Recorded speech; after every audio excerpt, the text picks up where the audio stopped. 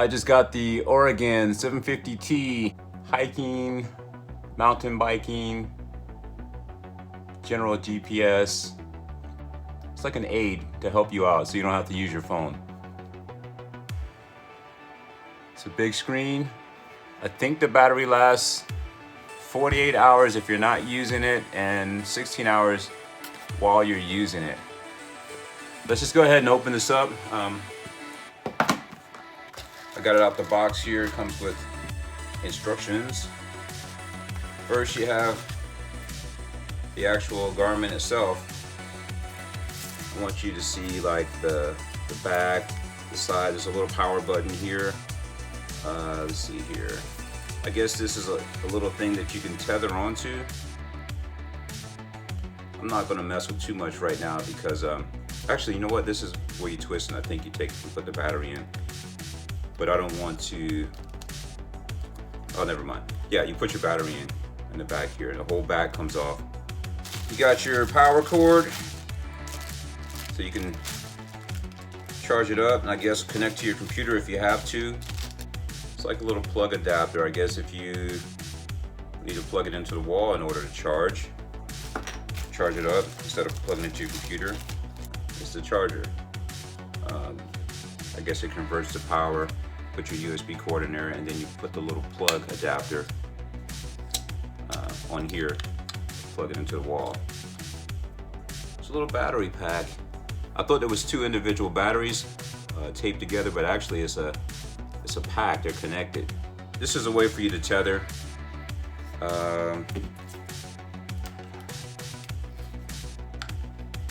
Looks pretty simple. There you go. You just clip it over the back of this little thing that holds your battery. Do you clip it? Oh, you slide it. You slide it? Wait a second. You slide it from the top. Oh, here you go.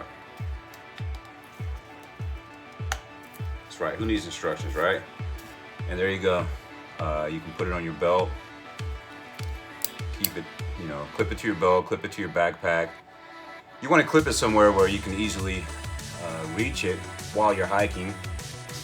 But yeah, there it is. Nice touch screen. I'm gonna put the battery in, charge everything up. Let me go ahead and take this little tether. Oh man, now I can't get it off. Well, that's probably a good thing, right? But anyway, I'll figure out how to get that off and charge it up and then mess around with it. But it fits in your hand, nice and snug. It's kind of like a rubbery feeling on the side here. It's got a little power button. This other button feels like a function button as well. There's two buttons on the side, a power button and a function button.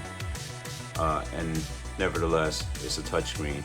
I don't know if I said I was on the Facebook groups talking about this, asking if anyone had these, if anyone used these, and people were saying some good things about different ones. They recommended the E-Trex, and I was thinking, okay, that sounds cool, but then I decided to go with this because it's a touchscreen.